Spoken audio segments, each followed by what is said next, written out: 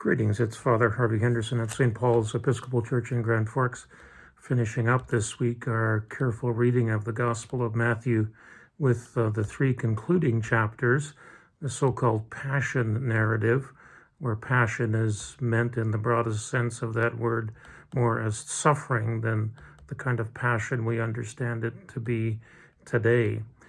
So the plot is familiar. Again, a reminder that Matthew's Gospel comes to us from the mid-80s of the first century, probably. He has the Gospel of Mark in front of him, his own source, where we find stories like the Sermon on the Mount and some of the material here in the Passion narrative, where we find nowhere else.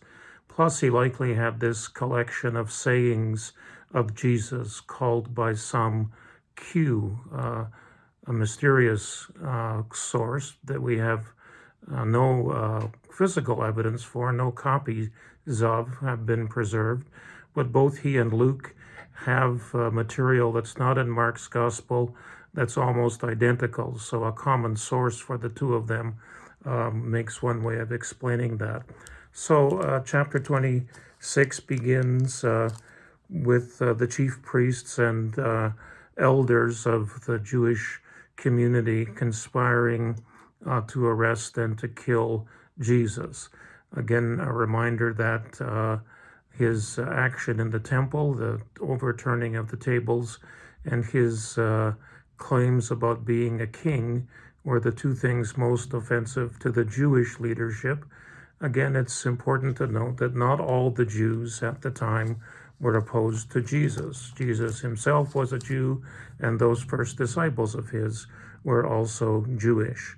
So we continue this. In the first scene of this story, we have the story of the woman who anoints Jesus' head with this costly ointment. Some of the disciples complain about the waste, but it's clear from the context that this woman is preparing Jesus for his burial, and he chastises those who are critical of her. What she has done, we're told, will be told in remembrance of her, and indeed it was. Then comes the scene where Judas is taking 30 pieces of silver from the Jewish leadership, again the chief priests mostly, to betray Jesus. So then Matthew's account of the Last Supper, and again these accounts of the Last Supper are all very, very similar, with this fourfold action of taking and blessing and breaking and giving of the bread, the same action that we do Sunday by Sunday when we celebrate Holy Eucharist, and his blood is poured out for many, we're told, for the forgiveness of sins. These gospel stories are written backwards. These chapters, 26 through 28 in Matthew's Gospel, were the first to be remembered and the first to be written. And we know that because in Matthew, Mark, Luke, and John, there's remarkable similarity in terms of the sequence of events that happens, and even in many of the details that happen. The meeting in Gethsemane, for example.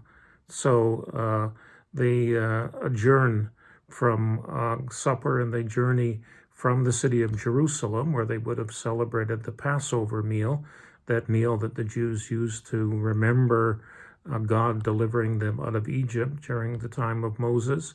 And they journey to the Mount of Olives, to the Garden of Gethsemane. I learned from a scholar who had been there many times that this was no easy journey.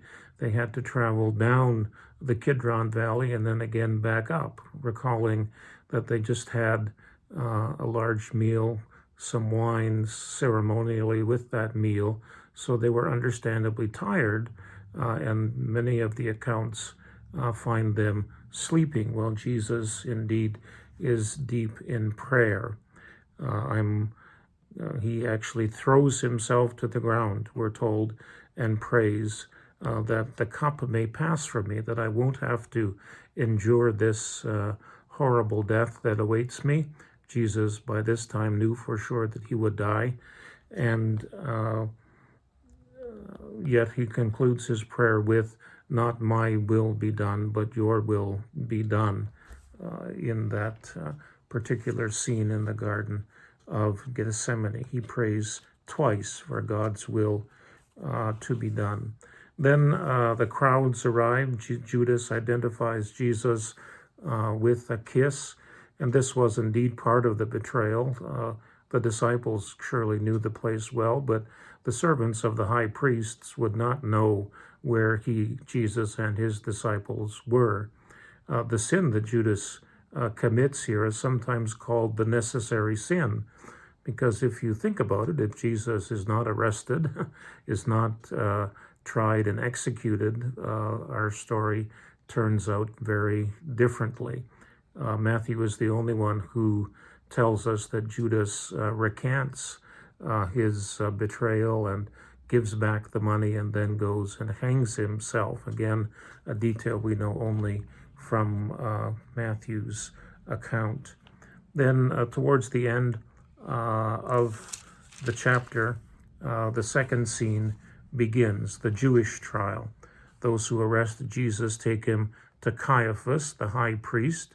And if this indeed was the day after the Passover celebration, it would have been very unusual for the Jewish council to be meeting during this particular holiday time.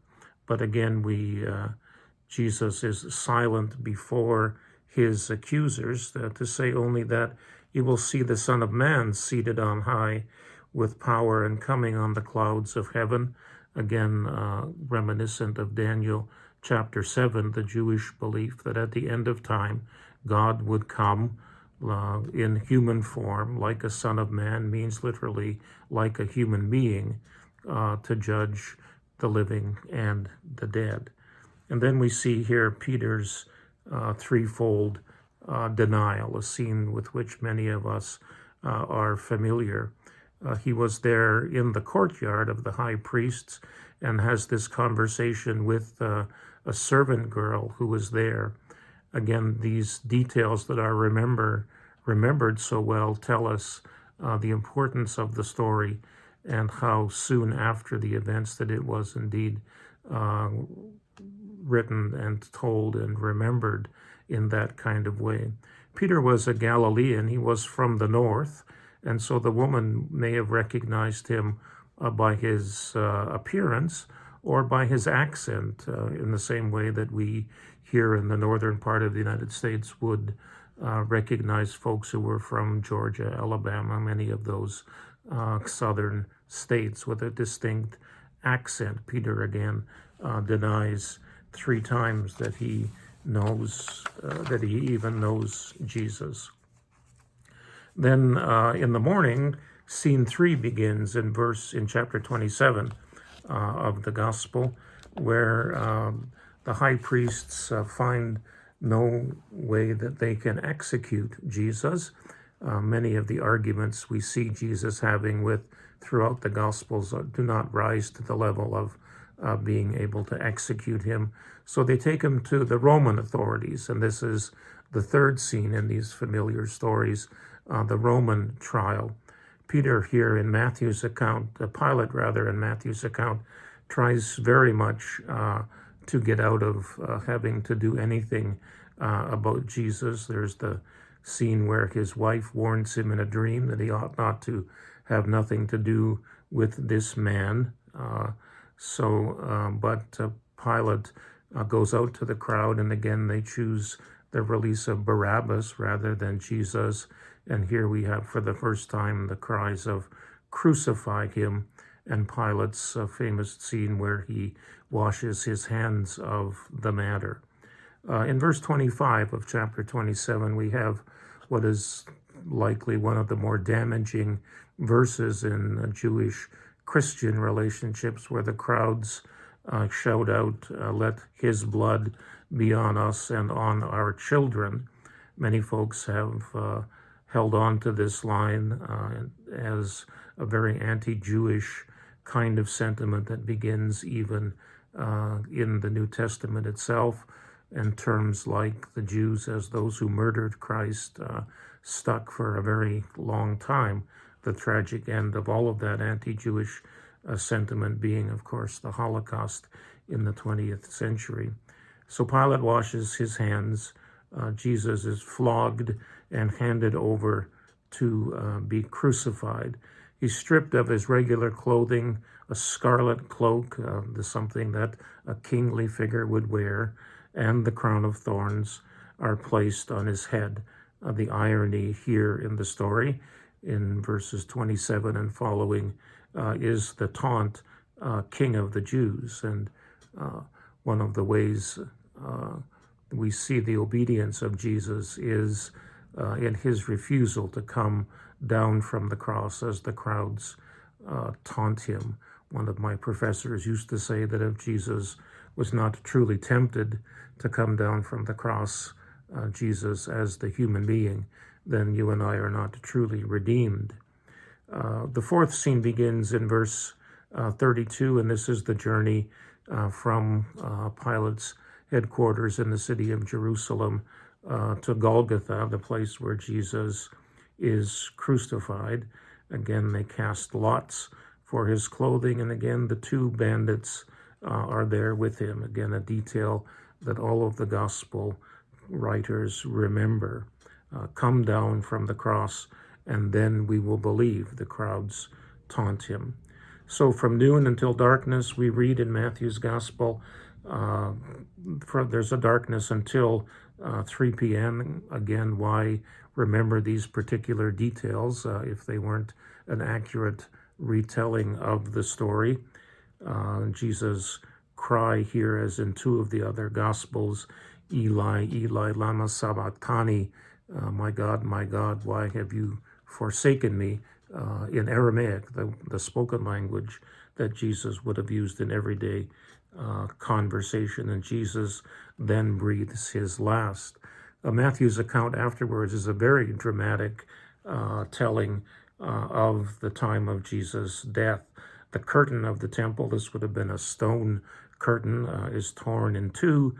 There's an earthquake, the rocks split, tombs are open, the dead are up, wandering about the city of Jerusalem.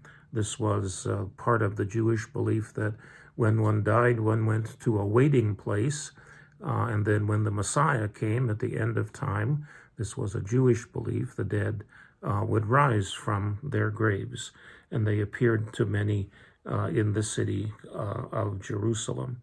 We conclude this scene with the centurion's confession. Truly, this man was the Son of God. The centurion is, of course, a Gentile, a Roman soldier. And again, more of the irony of the story is that he is the one in all of this who proclaims Jesus as the Son of God. The familiar figures there at the foot of the cross, Mary Magdalene in all of the gospel accounts, Mary, the mother of James and Joseph, who are identified elsewhere as the brothers of Jesus. So this is likely Mary, the mother of Jesus, is there as well, plus the mother of James and John, the sons of Zebedee, those fishermen who were called amongst the first disciples there. We see here the story of the rich man, Joseph of Arimathea, a Jew who gets permission from Pilate to remove the body from the cross and to bury it in a tomb of his own purchase. Matthew 28 is the account, the last scene, the account of the resurrection. And again, Mary Magdalene and the other Mary, we're not sure who this one is in particular, journey to the tomb after sunrise, after the Sabbath has ended, so what would be on our Sunday morning. Again, another earthquake as the angel that's there rolls back the stone. The angel appears like lightning, his clothing is white as snow, and the guards become like dead men because of their fear. Once again, the angel's introductory comment is often, don't be afraid. And here, too, to the women who are gathered there, that Jesus is going ahead of you to Galilee. Interesting here that in the closing chapter, the gospel begins again in Galilee, the place where Jesus was born and began his ministry. So we've come full circle. Jesus goes ahead of them to Galilee. The women run and tell the disciples, and then Jesus himself appears to them. They take hold of his feet, and he too tells them not to be afraid, but to go and deliver the message to his disciples in Galilee. Presumably, many of the disciples had returned home after the crucifixion. Here's a curious thing that we find only in Matthew's Gospel. It's one of the more common explanations that detractors would have had for the resurrection of Jesus is, well, the disciples hid the body and made up this story about him being raised from the dead. Hence, Matthew includes this bit about the guards going to Pilate and saying, we ought to guard the tomb because the disciples will likely come and do that. And then at the end, actually, we hear this line that this is what folks must say, that the disciples came and stole the body, a reasonable explanation, resurrection being an extraordinary retelling of the story. So the 11 disciples then return to Galilee. They see Jesus and worship him, although some doubted, we're told. And here is the concluding scene in the gospel, the so-called Great Commission, where Jesus, after his resurrection, before his ascension, gives this instruction to his disciples. Go, therefore, and baptize in the name of the Father and the Son and the Holy Spirit.